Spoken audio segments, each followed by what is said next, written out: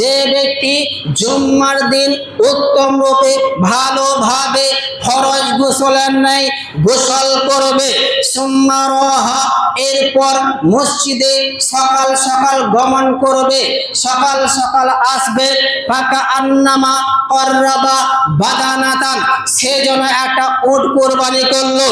একটা উট কুরবানি করলে যে নেকিটা হয়, যে সওয়াবটা হয়, এই সওয়াবটা এই নেকিটা ওই ব্যক্তিকে দেওয়া হয় যে সকাল সকাল মসজিদে গমন করে মসজিদে প্রবেশ করে।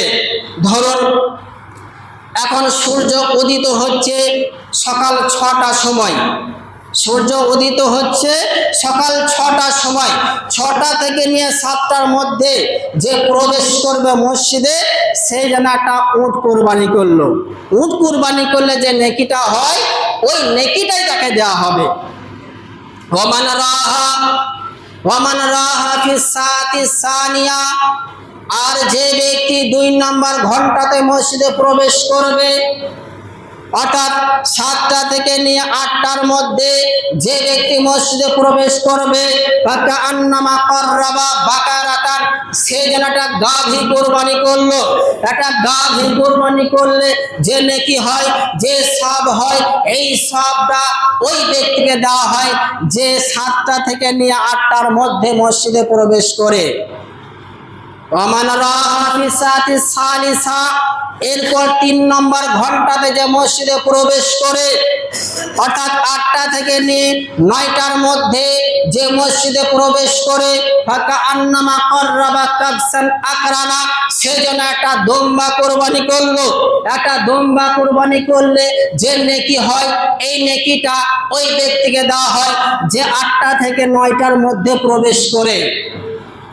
ওয়ামান রাহা ফিস সাআতির রাবিয়া, আর যে ব্যক্তি 4 নম্বর ঘন্টাতে মসজিদে প্রবেশ করবে, অর্থাৎ 9টা থেকে নিয়ে 10টার মধ্যে যে মসজিদে প্রবেশ করবে, ফাকা আন্নামা কররাবা দাজাজা, সেজন্য একটা মোরগ কুরবানি করলো।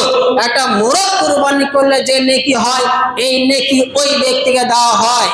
ওয়ামান রাহা ফিস সাআতিল খামিসা, আর যে ব্যক্তি 5 নম্বর ঘন্টাতে মসজিদে প্রবেশ করে, অর্থাৎ 9টা থেকে নিয়ে 10টার মধ্যে যে প্রবেশ করে মসজিদে, ফাকা আন্নামা কররাবা বাইজা, সেজন্য একটা ডিম কুরবানি করলো। এই হলো ফজিলত। তাহলে এই সমস্ত ফজিলত নিতে হলে আমাকে আপনাকে সকাল সকাল মসজিদে গমন করতে হবে। ফাইদা খরাজাল ইমাম, এর পরের বাক্যে নবী বলছেন ফাইদা খরাজাল ইমাম।